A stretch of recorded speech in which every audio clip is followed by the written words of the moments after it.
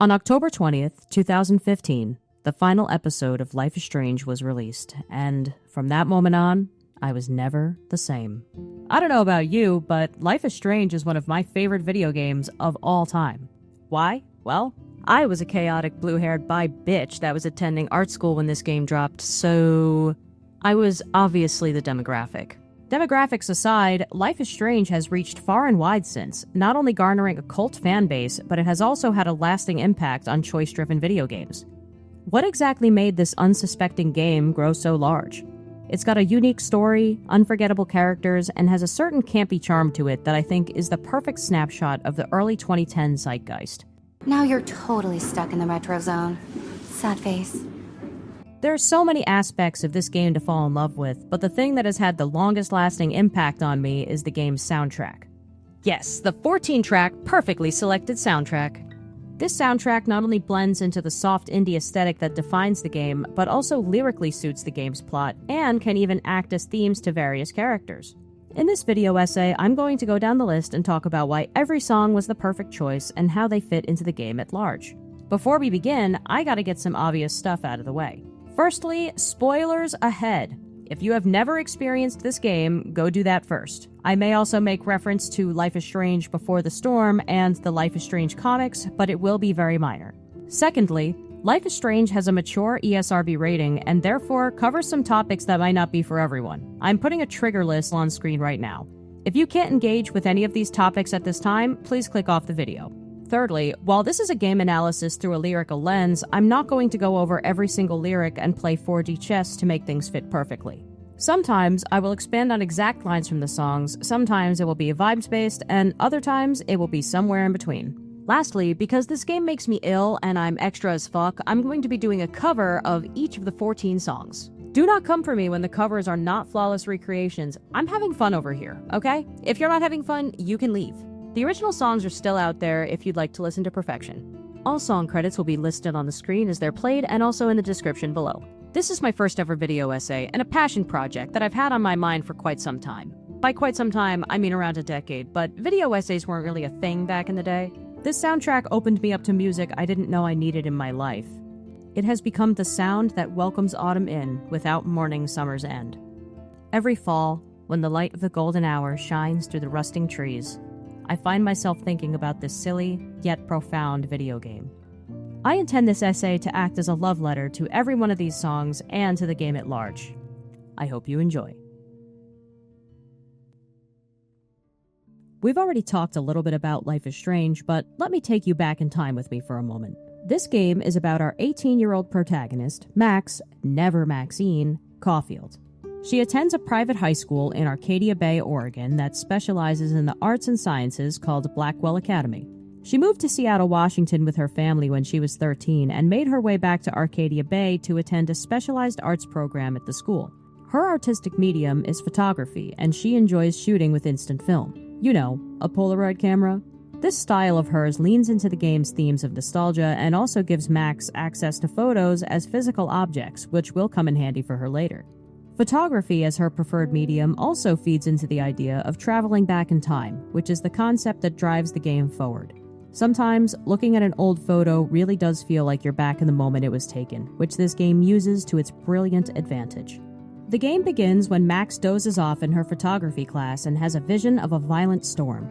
After she snaps back to reality, class ends and she goes off to the bathroom to relax for a moment. Suddenly, some drug-addled white boy barges in and murders this random blue-haired SJW. You are going to get in hella more trouble for this than drugs. Anyway, I started blasting. That gun away from me, psycho! No! Before she can do anything, Max is back in the same lecture that she just attended and realizes that she suddenly gained the ability to rewind time. With this new power, she rushes back to the bathroom and successfully stops the murder from taking place. The plot of this game involves reuniting with your old BFF, Chloe Price, aka the punk girl that Max saved, the search for her missing friend, Rachel Amber, and the impending storm that set out to destroy Arcadia Bay. This is a choice-driven game, where you are tasked with making both small and large decisions that can impact the game in different ways as you progress. The choices you make can change the way that characters interact with you and even change the way you have to solve certain puzzles in later episodes. And to the fair critique that the game can only end in two ways, no matter the choices that you make throughout, I say, sometimes it's not about the destination, but the journey that was taken to get there. Or something like that. Now that we're reacquainted, let's talk a little bit about how the soundtrack fits into the sound design. The way that these songs are utilized in-game is masterfully done. For one, the soundtrack is shaped as if it was just any old playlist, one that I could imagine someone like Max or Chloe listening to. And it makes sense, since the directors, Michael Koch and Raoul Barbet, simply inserted music that they liked as they developed the game. So since the beginning of the game, we were working with licensed tracks, licensed music. When we are testing and prototype some scenes, we put some licensed tracks from artists we love, and Syd Matters was one of them. And when we asked Jonathan Morali, who is the lead of Syd Matters, if it's possible to use his music, he's a gamer, so it was really happy to have this new experience, and for us it's just incredible to work with him. For example, To All of You, the song that plays while the screen proudly displays the title of the game, is on one of Max's playlists, and it is the music that she chooses to put on in that moment. I think a lot of players love this introduction. The use of music here is really important, as Max feels insecure in this atmosphere. We wanted her to isolate, and the music is a great way of isolate yourself when you just want to be on your own. And we are listening to this song with Max, and I think that's a super cute and effective way of putting us in her shoes. Whenever they use this technique, it really helps sell the atmosphere and the mood that they're aiming to communicate within a scene. This kind of editing is really, really difficult to do, because you have to choose the important moment in a song and to choose the right images. Because our writer, Jean-Luc, has written many scenes built around music. The edit is based on the music. It's not the other way. The music is really important in the game. It explains a lot about the characters, because the choice of the music, the choice of the artist means a lot. For example, Chloe won't listen to the same artist as Max. Another detail about the song selection is the idea of repetition.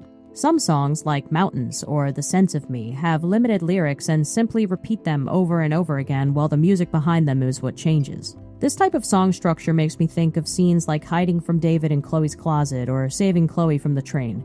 There are moments that we often have to try again and again to get right, especially on a first playthrough. Other songs, like Santa Monica Dream, Something Good, and Got Well Soon, repeat previously used lyrics later in the song, often placing them towards the end to cap it off.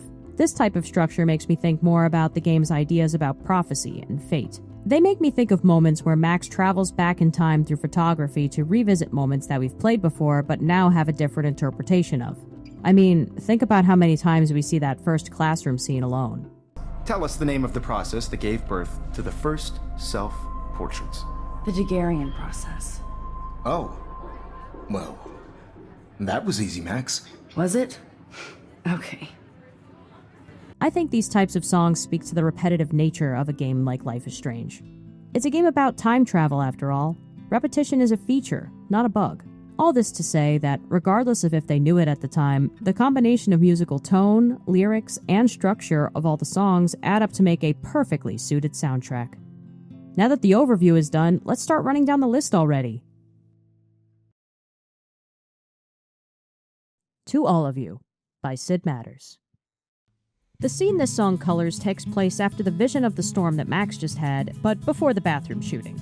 So far, the only bullets she's had to dodge were the social ones from her classmates and teacher. After class, Max is in need of some music therapy, so we start out strong with the Syd Matters song To All of You. I don't think there could have been a better choice to begin this game with. Coming right off the heels of a classroom scene that we will see again and again, the song accompanies us down the hallway of her busy school as it lets out for the day. This scene helps us gain quick overviews of some of the characters that will appear in the story ahead and introduce us further to Max. What this scene really does, though, is line us up to expect a stereotypical American high school setting. We have our jocks bullying the nerd, our unaffected skater types, and popular girls alike. We really wanted to have this feeling of being part of a whole high school. So it means a lot of people, It means bullying, it means difficulties when you're a teenager in this kind of world. And showing the different cliques and different kind of teenager. In case you couldn't tell during the director's commentary, this game is written and developed by a French company called Don't Nod. Coincidentally, the band, Syd Matters, is French as well. I think this potent combination of French people and their interpretations as outsiders to American culture helps sell the wider theme of the stereotypical American youth that is front and center in the scene and song choice. To all of you, American girls, it's sad to imagine a world without you. American girls, I'd love to be part of the world around you. Driving a car by the seaside, watching the world from the bright side. Yeah. One of the reasons I think this song is the perfect selection to introduce us to this game is because we are now indeed a part of the world around these fictitious American girls. We are being invited in by the authors and their characters to participate in this story that's about to unfold. Originally, this song has to do with the faux perfect image of America and obviously the American women that are seen around the world in popular culture through Hollywood and reality TV. The singer says that these girls are watching the world from the bright side. The bright side meaning that they are in the best place to be in the world, viewing the rest of it from far away through a pair of short-sighted binoculars. Later in the song, they come to the conclusion that, in the end, American women are still people with their own inner lives, their own problems, and their own issues in the town or country that they grew up in. To the shock and horror of the French, they learn that most of us American girls do not look or act like Hollywood A-listers. The directors of this game further explain their vision for the setting in the commentary, further solidifying the lyrical intention of this song selection. Maybe we decided to have a private high school rather than just a regular high school for, of course, for the photography course. But it was also to be able to have less students because we wanted the story to be a bit more intimate. We didn't want it to be like this huge high school with so many students. But based on what the player is doing, you can really learn more about them and see that they're actually not just the stereotype and the archetypes you would think they are. To all of you, American girls in the movies, no one can tell where your heart is.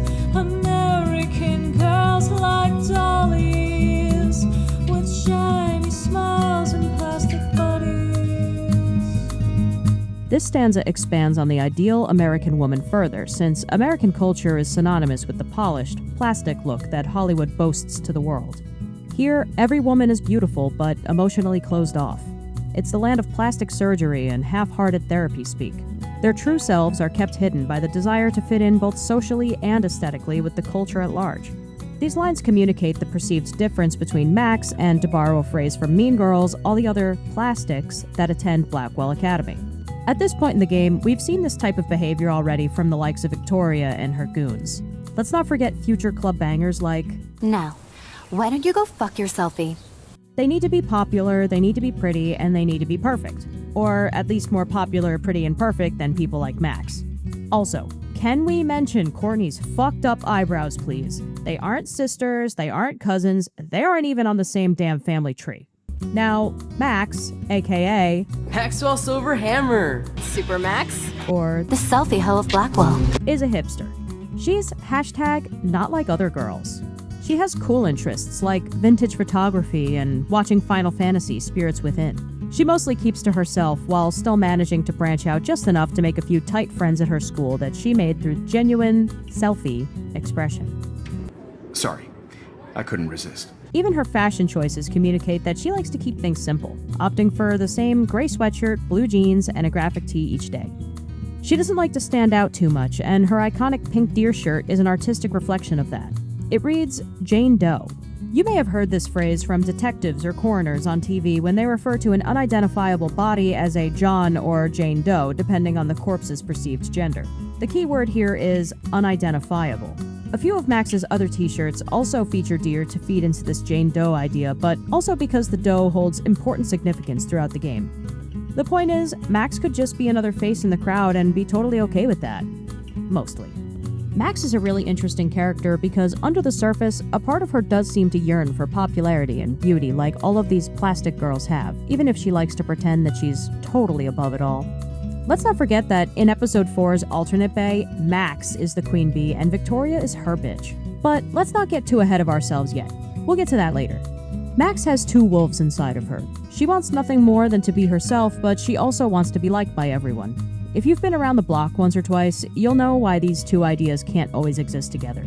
You either commit to being yourself and accept that some people will dislike you, or you commit to being the worst possible thing a human could be. You're such a poser. This is why Max's rewind power suits her so well.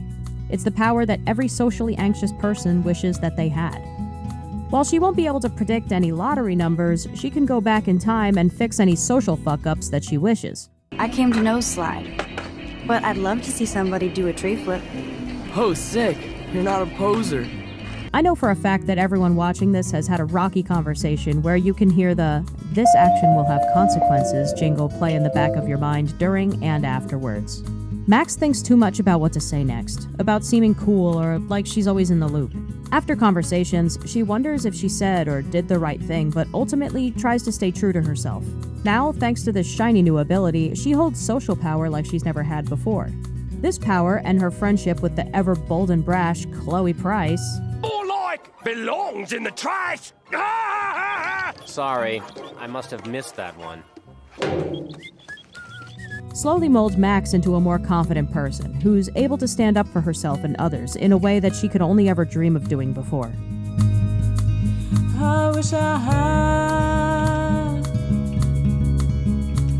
an American girlfriend. Bitch, me too! The fuck? Speaking of Chloe, you know who's American? You know who's looking for a girlfriend? This line leads me into a thankfully unavoidable aspect of Life is Strange. A lot of early players, especially queer women, flock to it because of the LGBT+ themes that it contains. I'd argue that the presence of queer themes is what helped drive this game into infamy. That's right, our protagonist is bisexual! Boys or girls? This is a choice-based game after all.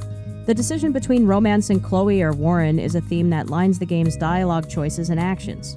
You can go, "Hey babe, babe," with Warren, or explore the girls' locker room with Chloe, if you know what I mean. This celebration of bisexuality continued into Life is Strange 2, and most of the Deck 9 developed Life is Strange games. Since most of them star a bisexual character, it gives you the opportunity to lean into your own sexuality and your own headcanons about the protagonists as you play. I've gone a little off the rails now, but to put it shortly, if you romance Chloe, you are scoring an American girlfriend. Okay? Okay. This also helps connect us to the next slice of lyrics.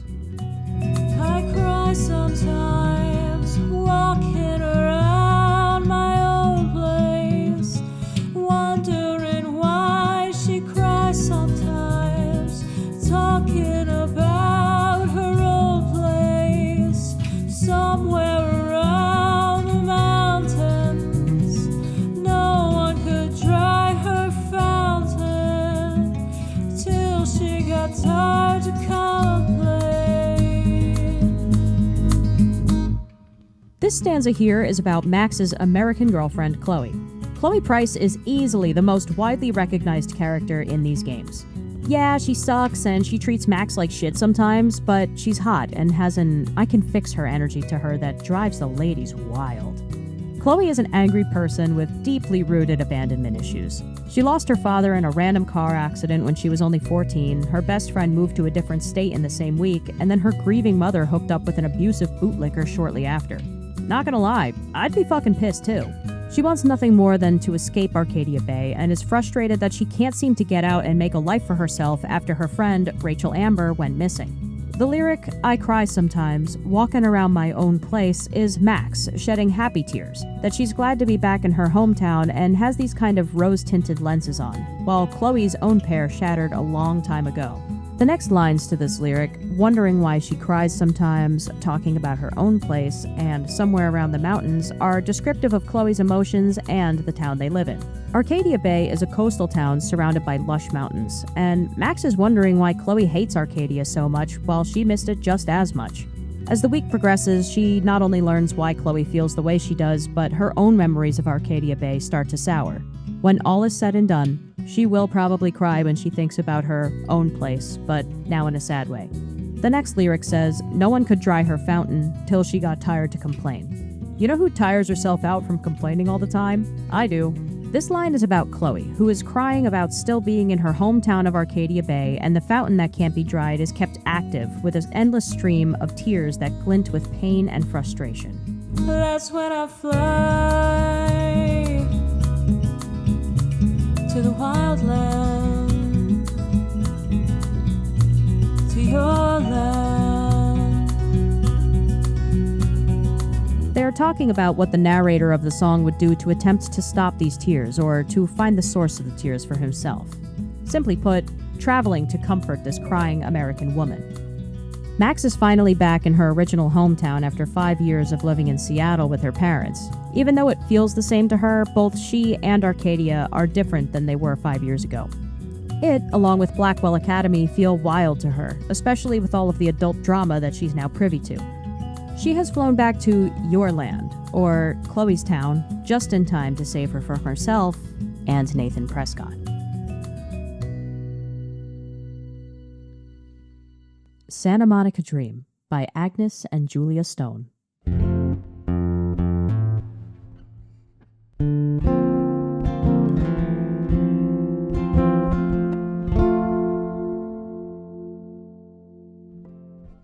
After Chloe and Max officially reunite in the parking lot at Blackwell, they take a trip to Chloe's house to fix Max's camera and hang out. Chloe asks her to put some music on, and honestly, girl, rude. You're really gonna sit there on your dirty-ass bed and smoke a J while Max digs through your dirty laundry for a CD? Disgusting! Max digs around long enough to find a box with a CD in it. With it is a folded-up photo of Chloe and, as Max has come to recognize, Rachel Amber, the star of all the missing person posters around town. Hey, give me that! Sorry, I wasn't trying to be nosy. Obviously, she was a good friend. It's putting it mildly.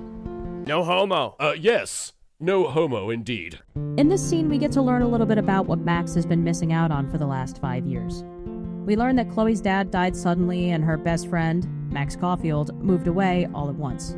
In the farewell bonus DLC from Before the Storm, it shows us Max and Chloe's last day together as tweens, mere hours before her dad's death and Max's move. We get some hints that things are already not going well with Chloe. She is a smart person, but not a good student, ADHD gang rise up, and seems to be suffering both academically and socially as a freshman at her new high school, Blackwell Academy. When she lost the two most important people in her life, she was left alone. Yes, she had her mom Joyce, but she was grieving the loss of her husband and working her ass off at the diner to provide for them both. Chloe felt abandoned by everyone, and Rachel was there to pick up the pieces and make her feel whole and loved again. She was my angel. After my dad died and you moved, I felt abandoned. Rachel saved my life. This clearly hurts Max, but she was kind of at fault for leaving Chloe on red for the last 5 years, so... The song Santa Monica Dream speaks from Chloe's perspective about her relationship with Rachel and the emotional fallout of her absence. This song plays after an emotional conversation and at the start of the golden hour. The sun streaks in through the windows of her room, one open window and one with an American flag that she uses as a curtain. The red and blue that filters in through the cloth of the flag colors the room with a dreamy filter, while the open window shines a golden spotlight onto the both of them as they speak. Like everybody in my life. My dad, you, and Rachel, gone. Can you put on some music now?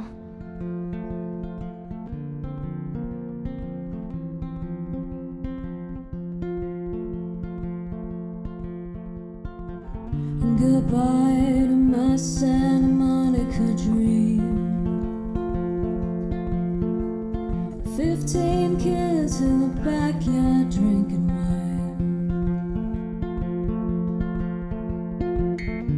You tell me stories of the sea and ones you left behind. Rachel is from California, which is the same state where Santa Monica is located. She tells Chloe about how much she misses her home state and how much better it is in comparison to shitty old Arcadia Bay. The sounds of the ocean, the freedom of expression, the feeling that the world is at your fingertips. So, she and Chloe made a plan to save up some money and ditch Arcadia for more sunny pastures. Chloe staked everything on this move, trying to scrape up money however she could, even putting herself in danger with the local drug dealer, Frank, and with Nathan Prescott. You know, the whole reason she was in the school bathroom in the first place? Let's not forget that she also pressures Max to take money from the school handicapped fund. Ah, I love the smell of irony in the morning. Just a few years ago, they were kids themselves, sneaking booze to feel adult and rebellious. I mean, when exploring Chloe's house, Max can comment on a red wine stain left on the living room carpet that is from a time when they got caught drinking as tweens. So I guess Max does have that dog in her somewhere. I like to imagine the line, 15 kids in the backyard drinking wine, referring to the house parties that Chloe and Rachel attended together. Rachel was invited around often, and wherever she was, Chloe followed. Maybe they got drunk and talked about their pasts in ways they hadn't before. Perhaps, under the porch light on a warm summer night, they watched their classmates stumble about and play beer pong while they fleshed out their plan to escape to California together. Goodbye to the roses on your street. Goodbye to the paintings on the wall. Goodbye to the children we'll never meet, and the ones we left behind, and the ones we left behind. This stanza discusses the current reality that Chloe is living in without Rachel. She said goodbye to all the fixtures and scenery of Rachel's house, a place that she once considered her second home. She is mourning the life that she could have had with her and the time that they shared together. The line, "Goodbye to the children we'll never meet," in the song's original context was to say, we are no longer a couple and therefore will not be having children together. Chloe and Rachel were both teenagers, so I doubt that children were even on their mind, but I do believe that Chloe was so in love with Rachel that she'd at least marry her in a heartbeat. You know how gay people are. As a matter of fact, in the Life is Strange comics, we explore a timeline in which Chloe and Rachel actually made it out of Arcadia Bay. Here, they are living together in a committed romantic relationship and have been since they were teenagers. However, I think what fits better into the specificities of Chloe's mourning is the children, aka people their own age, that they will never get to meet because they didn't follow through with their California escape plan. The ones they left behind are all of their local friends that they no longer talk to since Rachel isn't around anymore and Chloe has essentially become a social recluse. Rachel had a healthy social life, but it sounds like very few people knew the real her, Chloe included. While she, on the other hand, was an open book and had no one else but Rachel. Yes, she has a lot of love for her mom, but Joyce's relationship with David causes Chloe to act out and keep a constant strain on their relationship, making true connection difficult for the both of them. I'm somewhere, you're somewhere, I'm nowhere, you're nowhere, you're somewhere, you're somewhere, I could go there, but I don't. Rachel is somewhere, but Chloe has no idea where. Chloe herself is trapped in a state of somewhere in Arcadia Bay, a place that she does not want to put roots down in and wants to leave behind forever. To her, Rachel being somewhere is as good as anywhere but here. She fears that Rachel ran away with some guy or that she went off to be a model in LA without her. Chloe could leave Arcadia Bay and travel to California to find out for herself, but she chooses to stay put and wonder about the truth instead. Rob's in the kitchen making pizza. Somewhere down in Battery Park. I'm singing songs about the future, wondering where you are. Rob here is a stand-in for any old friend they could have had. It doesn't matter much to Chloe since she probably found most of her current friends through Rachel. Somewhere down in Battery Park, like she doesn't quite care where he is or what he's doing, or any of her friends for that matter. She's way too hung up about the future that she's currently missing out on with Rachel. These lines mean to show a larger idea, one that says that life is continuing on for others even when Chloe and Rachel stop coming around. Let's talk about the lines, "I'm singing songs about the future, wondering where you are." These songs are the idyllic delusions that Chloe has forced herself to believe about Rachel's current whereabouts. She's still trying to get cash together so that they can leave at the drop of a hat once Rachel comes back. She's still putting up hundreds of missing posters months after Rachel has been reported missing, even when Rachel's parents have given up at this point. Deep down, I think Chloe knows something bad happened to Rachel, but refuses to interact much with the thought. She is too hell-bent on finding her and picking up right where they left off. I could call you on the telephone. Do I really wanna know? You making love now to the lady down the road? No, I don't wanna know. The line, "You're making love now to the lady down the road," drives me actually insane. This line right here is what inspired this whole video essay.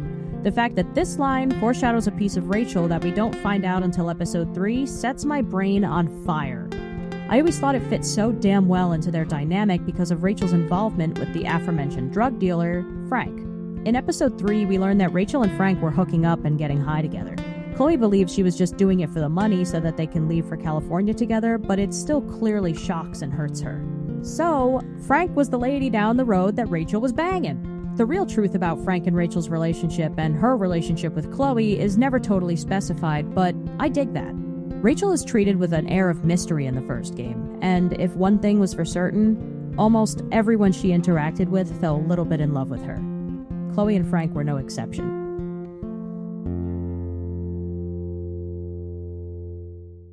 Piano Fire by Sparklehorse. Now that we got that mushy shit out of the way, I feel like stage diving. Let's thrash this place. You're crazy. Yep, I'm fucking insane in the brain. Let's dance. Shake that bony white ass. Or take my picture with your new camera.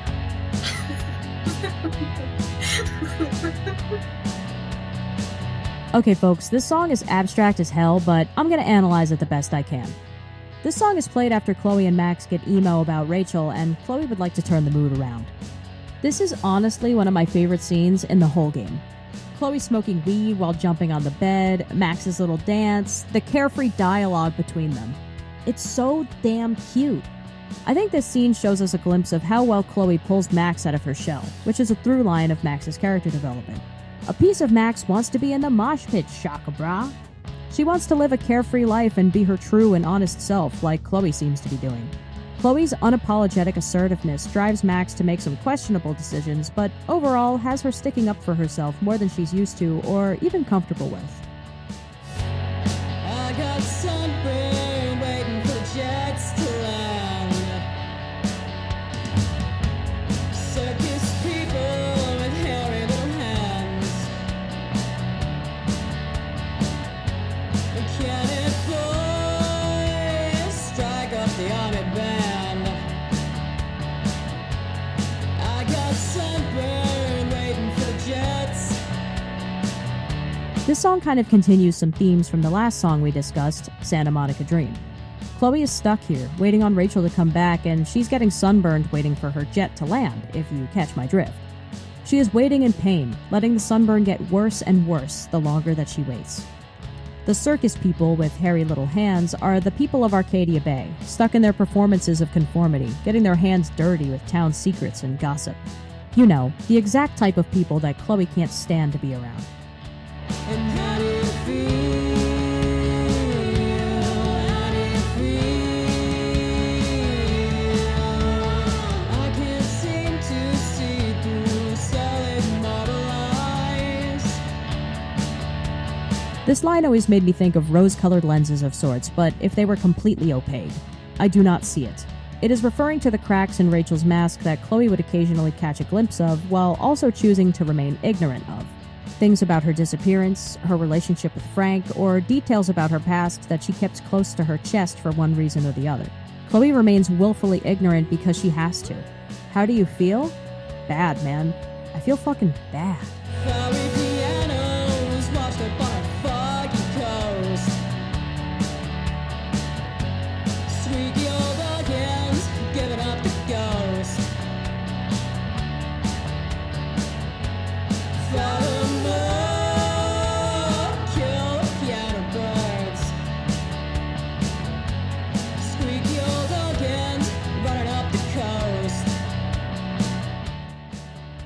I'm going to take this stanza and relate it to episode 4, when Chloe and Max are on the beach and are confronted with the mass amount of beached whales that have washed up on the shore. The beached whales are the washed up organs, and they're there because reality is being pulled apart and nature is suffering for it. Max seems to realize that this is due to the storm and her powers, and that jumping reality isn't fixing things like she thought it would.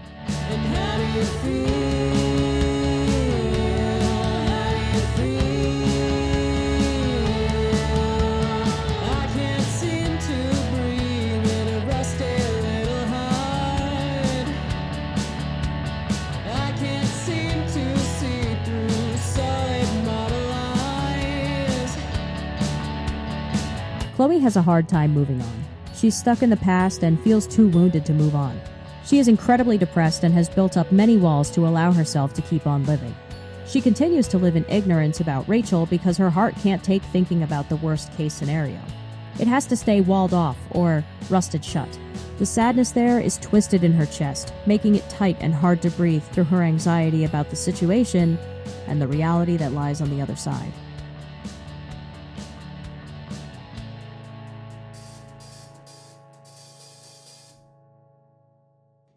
Obstacles by Syd Matters.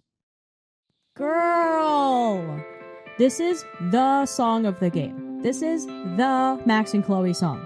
This is just the song. It plays at the end of episode 1, fading in at the end of another prophetic vision from Max of the tornado coming to destroy the town. This time, she picks up a newspaper and sees that it will hit this Friday, October 11th.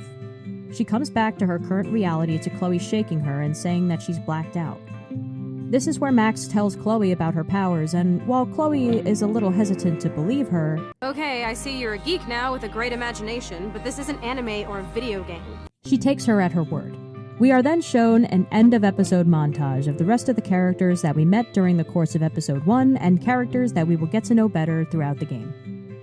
Let's say sunshine for everyone, as far as I can remember.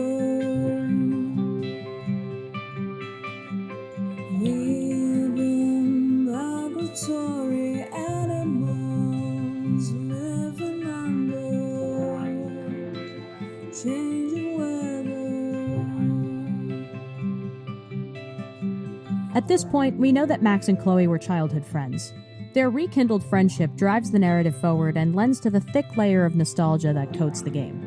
This stanza talks about how while Max wishes for happiness in her current life, or sunshine, she knows that real life is much harder than her childhood memories. They are getting older, they're moving on, and they're becoming different people in front of each other's eyes. These are just some of the many unavoidable side effects of growing up. The line about being migratory animals refers to two things. The first is the broad idea of change, in location and as a person. Even if you stay in your hometown forever, you are on your own personal, ever-moving track of progression. The second idea this line references actually pertains to the end of the game, the last choice in episode 5 specifically. If you choose to save Chloe and destroy the town, this song plays you both out instead of Spanish Sahara. Not only because it's their personal theme, but because they are literally migrating under the changing weather. Someday we will foresee obstacles through the blizzard, through the blizzard. The line, "We will foresee obstacles," can be read as a reference to Max's shiny new time powers. There are many obstacles that Max will be able to foresee in the next week due to her ability to rewind, but even then, her powers cannot fully prepare her for the next 5 days. This next line is pretty damn literal, as while there's not a blizzard happening, there is an unexplained snow event that happens in like 80-degree weather, according to Chloe. Seeing through the meaning of the snow, Max uses this to confirm her vision has merit and that they have until Friday, October 11th, to figure this all out. Today we will sell our uniform, leave together.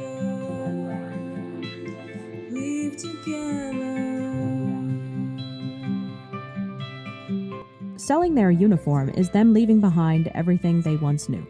It could also be Max shrugging off her own unconscious conformity as the week goes on, as she becomes more confident and comfortable in herself. To make another connection to the Save Chloe ending, the uniformity of their own life is forever gone, as they are off to live their lives together after surviving the storm.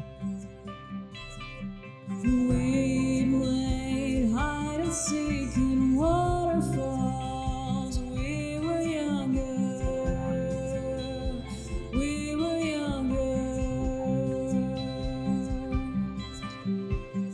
This song in general is about the carefree, nostalgic yearn that both of these characters experience through the week. They both think on their time together as children, reminiscing throughout the game. When they were younger, they had no cares in the world and could run through the woods up to the lighthouse where they could play pirates until the moon was high. Someday, they will grow up and be able to see the obstacles of real life coming down the road, but right now, they have to trust in one another and themselves to navigate through the unforeseen events ahead. Hey gang, before we get into episode 2, I just want to put another trigger warning here since I'm going to be discussing some pretty heavy stuff in this section. If you do not wish to engage with any of these topics, that's okay. I have each episode linked as a chapter, so feel free to skip ahead to episode 3. If you are struggling with thoughts of suicide or self-harm, please reach out to a loved one or dial your country's crisis hotline number for support. Help is out there, so please use it. Please remember, you are loved, and there is always a way through dark times, no matter what. Something Good by Alt J.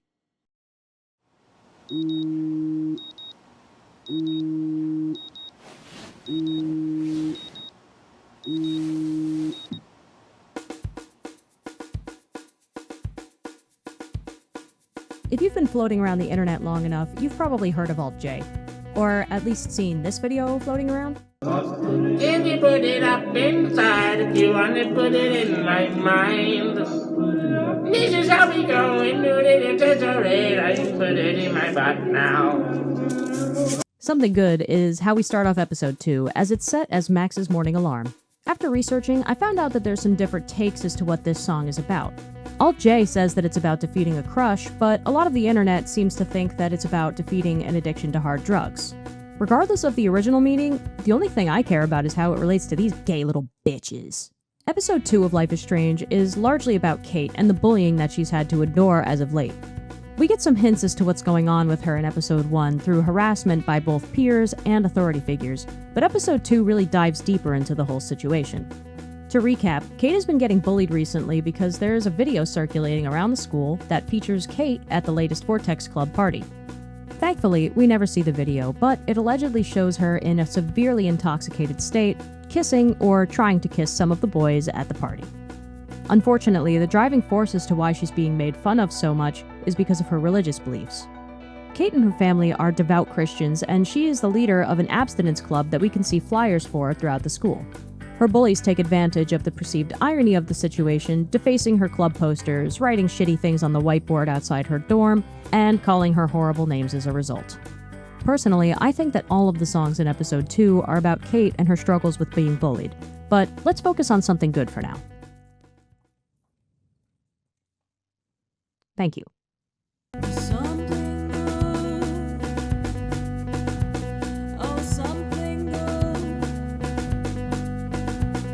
Something good. Oh, something good tonight. Make me forget about you for now. The "you" in the line, "will make me forget about you for now," is talking about Kate wanting to forget the version of herself that she saw in the video. She wants to forget about the things that she did on camera, but also suspects that something else might have happened to her that night. While she can't remember, her body does, and it's making the situation worse. I woke up outside my dorm room the next day. I didn't have any marks or bruises, but I felt gross. While she can't remember, her body does, and it's making the situation worse. She was obviously not in control of her actions as she was drugged with something potent, but her religious upbringing and recent bullying have shamed her into a deep state of self-hate. We come to learn that she stopped doing things that she used to love to do, like drawing cute cartoons, hanging out with her friends, or playing the violin. She covers up all the mirrors in her room, and Max says that she's heard her crying through the walls recently. With so much going wrong for Kate, Max is her something good in this situation. She doesn't watch the video, she helps gather evidence of what actually happened, and believes Kate when she confides in her about the night of October 4th. Since they met, they would grab tea together, often enjoy talking about different literature, and above all else, respect each other's spiritual beliefs. Max's biggest something good moment comes at the end of episode 2, when she is there to talk Kate down from making an attempt on her own life. Get high, hit the floor before you go.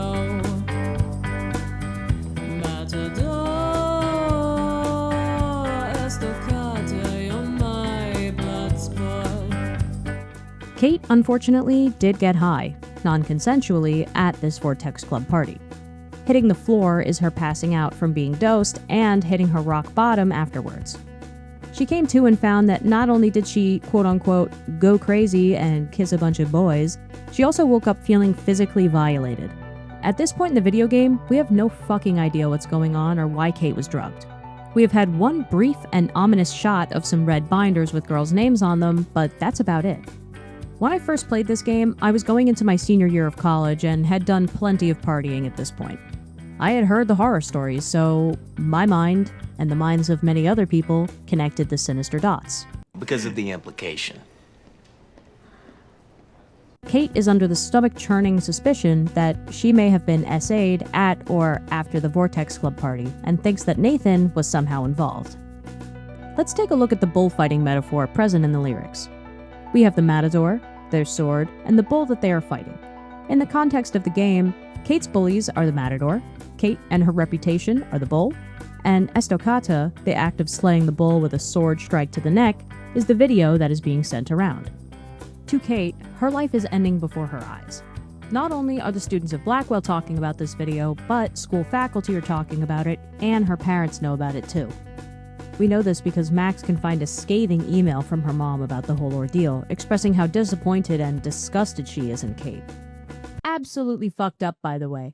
I don't have kids, but if I did, I could not imagine behaving the way that Kate's mother did. Jail. Jail for mother for 1,000 years, and jail for every single person at the goddamn school. 48,000 seats, bleeds and roars for my memories of you. Now that I'm fully clean, the matador is no more, is dragged from view. 48,000 seats, bleats, and roars for my memories of you personifies the thousands of views that the video from the party is racking up. She feels like the whole world has seen her make a fool of herself, and the constant ridicule, the bleats and roars, from her classmates reinforces that belief further and further. This mockery and her own guilt eventually cause her to go up to the dorm roof to make a life-ending decision. Now that I'm fully clean, the matador is no more and is dragged from view, is the way that she's attempting to justify her decision. She incorrectly thinks that if she dies, then the bullies will face retribution and will finally have to stop. She thinks that maybe this will make them think twice before bullying someone else in the future. In the next song, we will get more into how something good actually relates to one of the highlighted verses in Kate's Bible. But for now... Crosses by José González. In my opinion, this song is the main theme for episode 2. I think this acts as Kate's come to Jesus song. Her faith is calling to her through the lyrics, with Jesus begging her to seek his guidance and to be strong through adverse times. And yes, I know that you can play this song in episode 1 on Max's stereo, but it doesn't belong in episode 1. It belongs in episode 2, because it's thematic. And this is my video essay. If you don't like it, Too bad.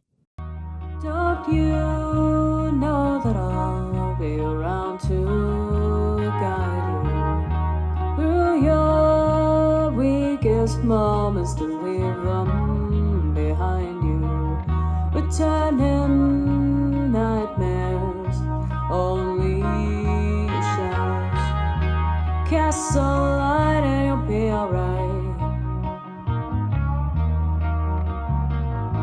Cast some light and you'll be alright for now. Her faith is telling her to hang on and be strong through her rock bottom moment. She is crying on and off all day and having nightmares about what she does and does not remember. Her faith wants her to know that there will be hard times ahead, but if you are lost, to look for the light, and you'll be okay. Crosses all over, heavy on your shoulders. Sirens inside, waiting to step forward. Disturbing the silence, darkens your sight. Cast some light and you'll be alright. Cast some light and you'll be alright for now. We continue on with the Jesus imagery here with the Stations of the Cross reference in the lyrics. Jesus carried the cross to the place where he was crucified, and now Kate is bearing the weight of her shame as her cross, carrying it through the week. The next line is, sirens inside you, waiting to step forward.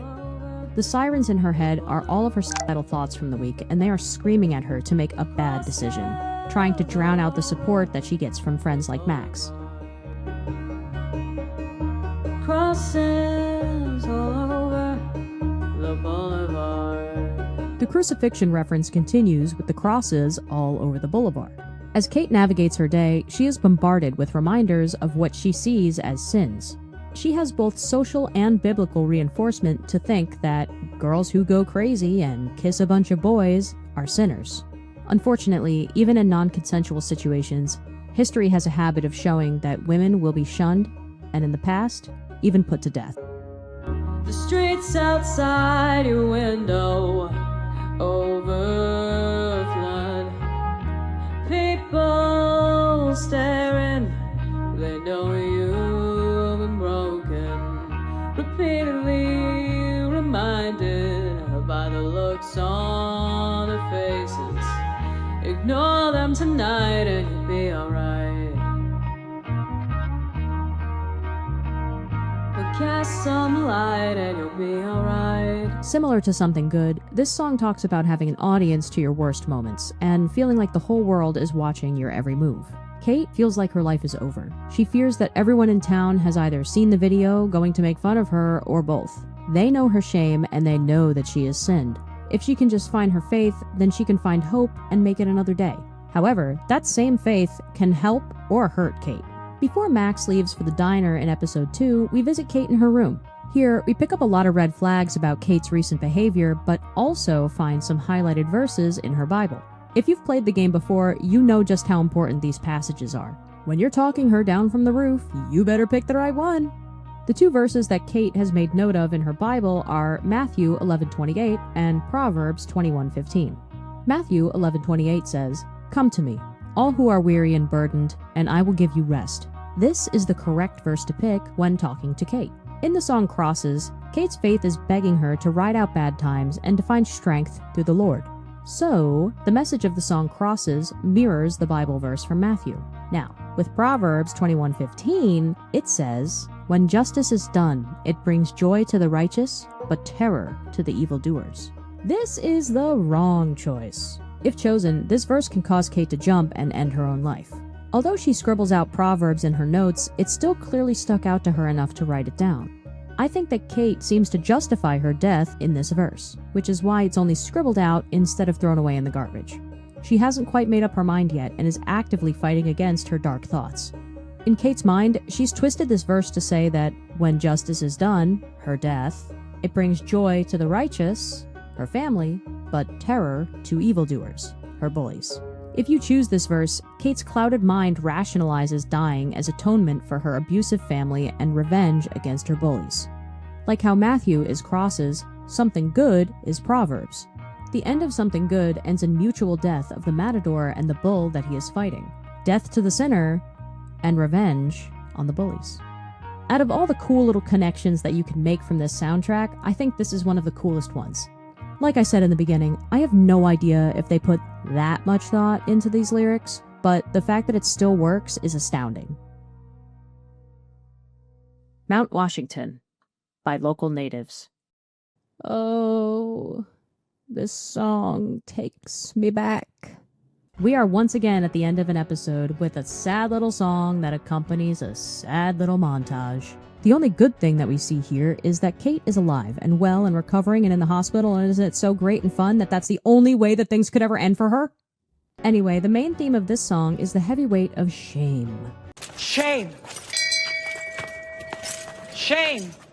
It is something that Kate feels quite heavily before and after her attempt on her life, but the montage shows that there is a lot more shame being passed around Arcadia Bay than just in Kate's hospital room. Let's go down the line and observe the mass amounts of shame, shall we? No doubt that Max is feeling it, no matter the results of the rooftop. If you save her, Max still feels bad that things got to such a boiling point for Kate. Not that it's her fault, but she loves Kate and probably feels partially responsible because of how close they are and because of how busy she's been this week. If you fail to save Kate, well, yeah. Warren, who sits next to Max, is one of Kate's friends too, and would be feeling bad from not only contributing to the view count of the video that caused all of this, but because he also socially failed in saving his friend. Next, we see David and Joyce. David is feeling guilty of failing as the school's security guard. As Principal Wells states, the door to the roof should have been locked, and if David wasn't so hyper-focused on gathering evidence or whatever, and more focused on the student's well-being, he would have followed Kate up there to see what this clearly distraught student was about to do. At the very least, maybe that goddamn door would have been locked. As we know, David used to serve in the military and puts a lot of personal stock into being a protector. Regardless of if Kate dies or not, he still feels like he failed the students. He has failed himself, and he's also failed his country in the process. Next in the lineup is Principal Wells and Mr. Jefferson having a heated discussion before Jefferson drives off. Principal Wells, I imagine, is feeling ashamed in similar ways that David does. As the school's leader, he's supposed to be protecting the students at all costs, and the fact that things got so out of hand with an otherwise good student must tear him up. And we know it does, because at the start of Episode 3, only a few hours after the events of Episode 2, Max tries sneaking out, and we see Wells outside the dorms getting wasted. No doubt to deal with the heavy thoughts and feelings from something as serious as a student's suicide on school grounds. Next is Victoria, who's alone and crying in her room. Aw, the queen bee has feelings after all. How sweet. She is no doubt feeling ashamed about this whole thing because her constant bullying and mockery basically pushed Kate off the roof. Let's not forget that she was the one that recorded, posted, and shared the video of Kate at the party. Even when Kate is on the roof and clearly about to hurt herself, Victoria doesn't give a single shit. As a matter of fact, she's filming the whole thing. Again! She isn't alone in her room for long, however, as Nathan walks through the door with the most neutral expression imaginable. Clearly, he is not racked with the reality and shame that the others are feeling because, well, the incident was his doing and clearly he doesn't give a single shit about Kate either. Next up is Frank, and while he doesn't know it yet, he's actually the one that sold Nathan the drugs that caused Rachel's overdose. He feels deeply ashamed for this in Episode 5 if Max chooses to inform him when we find him curled up at the Two Wells Diner during the storm. Used some drug and gave her an overdose. An overdose? The only way Nathan could have done that is if I sold it to him. I killed my lioness. No, what have I done? After Frank's feature, we see Kate recovering in a hospital room, and we all know why she would be feeling ashamed and would want to be left alone at the moment. Lastly, we have Chloe, up at the lighthouse, smoking a J. She's texting Max and says, "Sorry about Kate. I hope you're okay." While she probably doesn't know Kate, she knows that she's going through a hard time right now. When leaving the Two Wells Diner in Episode 2, Max can choose whether to pick up a call from Kate or not. Chloe pressures her not to pick up, and if she doesn't, Chloe is pleased. If Max does pick up, Chloe gets all pissed at Max and makes her feel bad for taking a 30-second phone call. Like, girl, come on. Either way, she clearly feels like a dick for putting herself before a girl in this much distress. Face stained in the ceiling, Why does it keep saying I don't have to see you right now? I don't have to see you right now.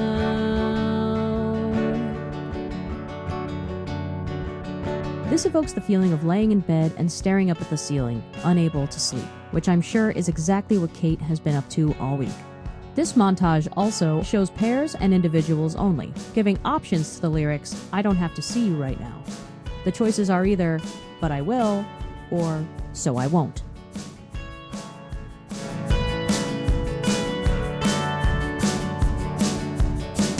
Digging like you can bury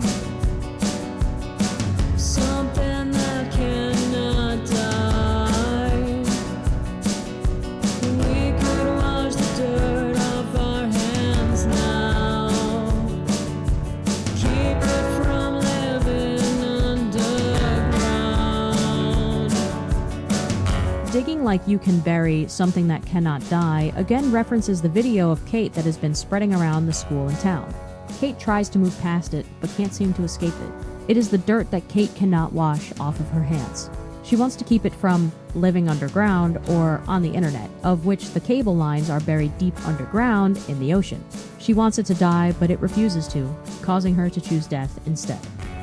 Lazy summer goddess, you can tell a whole empire. I don't have to see you right now. I don't have to see you right now. These lines are unique from the others in that they aren't talking about Kate. They are actually talking about Rachel Amber, our lazy summer goddess. Something that stands out to me about the first game is how Rachel haunts the narrative. She isn't physically in the game, but there's so much to learn about her from many different perspectives. Clearly, everyone in Arcadia Bay loved her, worshipped her even. So how does this feed into Kate and the rest of the episode's theme? Well, let's not forget that Rachel and Kate have something in common other than both attending Blackwell. They both went through the terrifying ordeal of being kidnapped and drugged, except Kate made it out alive. Remember all the way back into All of You when I mentioned how the doe is an important animal in this game? Well, there happens to be a doe that's wandering around in the junkyard in episode 2, and for some reason it doesn't show up on Max's film when she takes a picture of it. So what's up with that? I believe that the doe is Rachel, as she leads Max to the exact spot that she's buried through the manifestation of this ghostly doe. Also, an interesting note about Rachel's last name, Amber, is a reference to the Amber Alert system that is triggered when a child is reported missing. I think that the ghost doe is Rachel's spirit putting out an alert of sorts to Max in the junkyard. She is telling her whole empire, as in she is trying to give Max and Chloe, the only two people still searching for her, a potential lead on the case and an answer to the question that's on everybody's mind. What happened to Rachel Amber? Lua by Bright Eyes. If episode 3 is your favorite one, you're probably gay. But that's okay, because so are these little Episode 3 has a lot of sleuthing around and getting a new and creative glimpse into Max's power. I see this episode as kind of a twisted little date night for Max and Chloe. After Chloe steals some spare keys from her step-douche, the security guard at the school, they sneak into the school to get files and information in their quest to find Rachel, figure out what the fuck happened to Kate, and see if it's all connected somehow. Also, Max makes a bomb, which is fucking sick, by the way. Boom! Literally. Yes! Time to blow shit up! After they dig up some dirt, and Chloe pressures Max to steal money from the handicapped fund, they head off to have a little fun since they have the keys to the school, baby. Boys or girls? Girls, of course. Girls? Ooh la la. Let me check to see if the pool's heated. They splash around in the pool and talk about gay shit for a while when Chloe hits us with the I wish Rachel was here line again. Of course. No homo. Yes, I was just about to say, no homo. David busts up your little party and you have to retreat back to Chloe's place for the night to avoid getting caught. Max sleeps over and in the morning, she and Chloe wake up slowly and peacefully in Chloe's bed. Sounds a little gay. Yeah, right? It does sound gay. You know what, right? Nothing sexual. Good, okay. They talk about Max's growing confidence and how Chloe doesn't actually want to see Arcadia Bay burn to the ground. She just says shit like that because she's bitter that she's still stuck here. She mentions that once she finds Rachel and pays off Frank, she's going to start a whole new life. Ah, Rachel again, huh? Interestingly, this is when Chloe turns some music on, and it is the song Lua by Bright Eyes. Since Max's clothes are still wet from the pool adventure, Nothing sexual. Chloe offers her some of Rachel's old clothes that she left in her closet. See if you can find a suitable outfit in my fashion hole. Is that what he calls it? To me, there's no doubt that Chloe's emotions are all over the place this week. She's finally making progress with Rachel's whereabouts, and she's got her childhood best friend back. I find it hard to believe that some wires wouldn't get crossed here.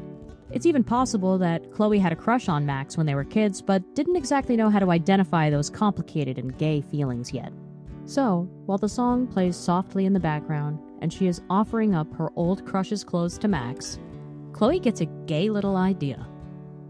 You can afford to take chances whenever and whatever you want to try. For example, I dare you to kiss me. What? I double dare you. Kiss me now. No homo, right? All of the homo! Damn, you're hardcore, Max. And the world was never the same. This song is another from Chloe's perspective about her relationship with Rachel. Her abandonment issues are rebounding as she feels that their friendship is slipping through her fingers. She thinks on the era of time right before Rachel went missing, wondering where it all went wrong. I know that it is freezing, but I think we have to walk. Keep waving at the taxis, they keep turning their lights off. But Julie knows a party at Syd Matters West Side Loft. Supplies are endless in the evening, by the morning they'll be gone. The first stanza portrays two people standing in the painfully cold weather, trying to get a ride somewhere. It seems late, as the taxis are no longer in service, but these two are still desperate to get to their next location. The lyrics imply that their friend, Julie, is telling them where to find a party that they can get an easy, quick, and maybe even free high. This would explain why they will endure the cold, no matter how long the walk. Before Rachel went missing, she mentions to Chloe that she met a guy that changed her life. She and Chloe still hang out, but less and less, and it seems like maybe Chloe was just being kept around as a yes man or a default party plus one. Both of these characters have a lot in common, but one bad thing that they have in common is their reliance on substance abuse to escape pain. One of the reasons that Rachel started hooking up with Frank was to get easy access to drugs whenever she wanted them, and so she could have a free space to party. We also know that Chloe is a chronic stoner and has beer bottles scattered all around her room. Classy, Chloe. They both seek comfort in each other and enable their individual dependencies to fuel and justify their own. When everything is lonely, I can be my own best friend. I get a coffee in the paper, have my own conversations. With the sidewalk and the pigeon in my window reflection. The mask I polish in the evening, by the morning looks like shit. As we discussed in Santa Monica Dream, Chloe spends a lot of time alone when she isn't with Rachel. Yeah, she's got some friends around Arcadia, but not really any that she leaves the house to intentionally go hang out with. Chloe clearly had issues connecting with people when she moved on to high school, and suddenly there's this pretty popular girl throwing herself at her? Like, check please, I'd have done the same thing in Chloe's shoes. I am not immune to pretty girl, okay?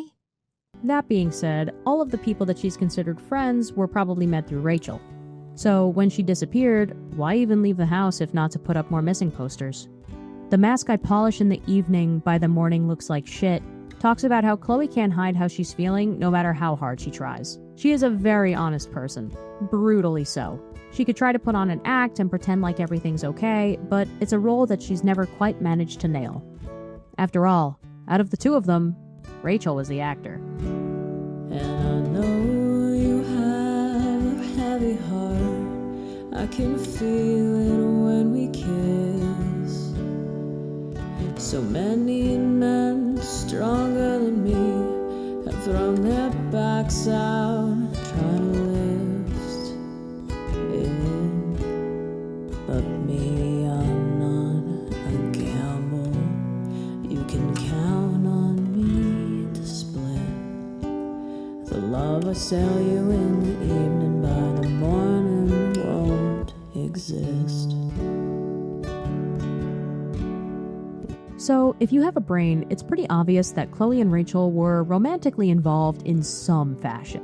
Maybe it was a one-sided crush on Chloe's part. Maybe they would get drunk and hook up sometimes. Perhaps they were even a no-labels sort of situationship because it was the best deal that Chloe could squeeze out of her.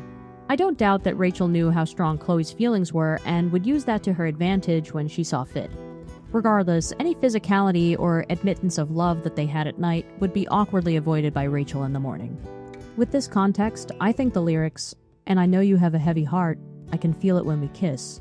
So many men stronger than me have thrown their backs out, trying to lift it," hits so fucking hard. If you aren't queer, it's a little hard to explain the feeling that I get from these lyrics, but I'm going to try.